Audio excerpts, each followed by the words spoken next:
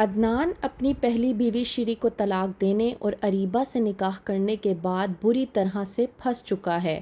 ڈرامے کے next episode میں آپ لوگ دیکھیں گے کہ عدنان اس بات سے لا علم تھا کہ جب اس کا پہلا نکاح کیا جا رہا تھا تو اس کے والدین کے کہنے کے مطابق عدنان کی لا علمی میں یہ حق مہر رکھا گیا تھا کہ اگر عدنان اپنی بیوی کو ڈیورس دیتا ہے تو اسے اپنی 50% پراپرٹی اپنی بیوی کو شیئر کرنی پڑے گی۔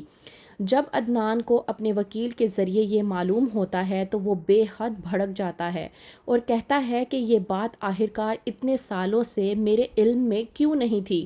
وکیل جو کہ عدنان سے کہتا ہے کہ آپ سے یہ بات آپ کے پیرنٹس کے مطابق لا علمی میں رکھی گئی تھی، اس لیے آپ کے ساتھ یہ سب کچھ ہوا۔ آپ نے شیری میڈم کو طلاق تو دے دی ہے لیکن اب آپ کو یہ کام بھی کرنا ہوگا۔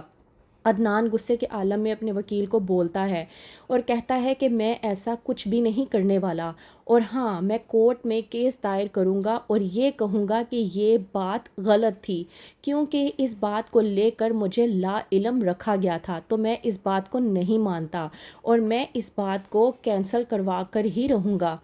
وہیں پر دوسری طرف اریبہ جو کہ عدنان کی جائیداد کو لے کر بے حد خوش ہے، اتنا خوش ہے کہ اپنی والدہ کو فون کر کے ان سے بات کرنے کی کوشش کرتی ہے، اور جب زبیدہ بتاتی ہے کہ وہ آ رہی ہے اپنی بیٹی سے ملنے کے لیے تو وہیں پر اریبہ اپنی ماں زبیدہ سے کہتی ہے کہ اگر آپ مجھ سے ملنے کے لیے آ ہی رہی ہیں تو آپ تابین کو بھی اپنے ساتھ لے کر آئیے گا۔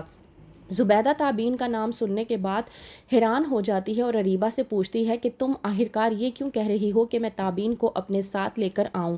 تابین کا تم کیا کرو گی؟ وہیں پر اریبہ اپنی ماں زبیدہ سے کہتی ہے کہ آپ تابین کو لے کر تو آئیں، پھر میں آپ کو بتاؤں گی کہ میں نے آخرکار تابین کو کیوں بلوایا۔ زبیدہ اریبہ سے کہتی ہے کہ ٹھیک ہے، تم جو چاہتی ہو وہی ہوگا۔ زبیدہ جو کہ ہمیشہ سے ہی اریبہ کی ہر بات مانتی ہے اور اس کے آگے سر جھکا لیتی ہے، وہیں پر اس بار بھی زبیدہ اریبہ کی بات مانتے ہوئے تابین کو اپنے ساتھ لے جانے کے لیے تیار ہو جاتی ہے۔ وہیں پر دوسری طرف تابین جسے معلوم ہوتا ہے کہ ایان بغیر کسی کو بتائے گھر سے چلا گیا ہے تو وہ اپنے والد اشفاق سے بات کرنے کی کوشش کرتی ہے اور پوچھتی ہے کہ ایان آخرکار کہاں چلا گیا؟ ایسا نہیں ہو سکتا، ایان آخرکار کسی نہ کسی کو تو بتا کر گیا ہوگا۔ اس بات پر اشفاق کہتا ہے کہ ایسی کوئی بات نہیں ہے، ایان نے نہ تو کسی کو بتایا اور نہ ہی کسی کو پوچھا، اور ویسے بھی جب اولاد جوان ہو جاتی ہے تو وہ کسی کو بھی کچھ نہیں بتاتی اور اپنے فیصلے خود کرتی ہے۔ بالکل اسی طرح سے ایان نے بھی یہی سب کچھ کیا ہے، وہ بغیر بتائے یہاں سے جا چکا ہے۔ تابین اشفاق سے پوچھتی ہے کہ ایان کب واپس آئے گا؟ اس بات پر اشفاق جب تابین سے کہتا ہے کہ میں نہیں جانتا، شاید ہفتہ یا 2 ہفتہ یا مہینوں بھی لگ سکتے ہیں، اس بارے میں کچھ بھی نہیں کہا جا سکتا۔ زبیدہ اشفاق کی یہ بات سننے کے بعد بہت زیادہ خوش ہوتی ہے اور سوچتی ہے کہ آخرکار اریبہ نے جو بھی پلاننگ کی تھی وہ کامیاب ہو چکی ہے، کیونکہ ایان کے چلے جانے کے بعد تو تابین اور ایان کی شادی ہونا پوری طرح سے ناممکن ہو چکا ہے۔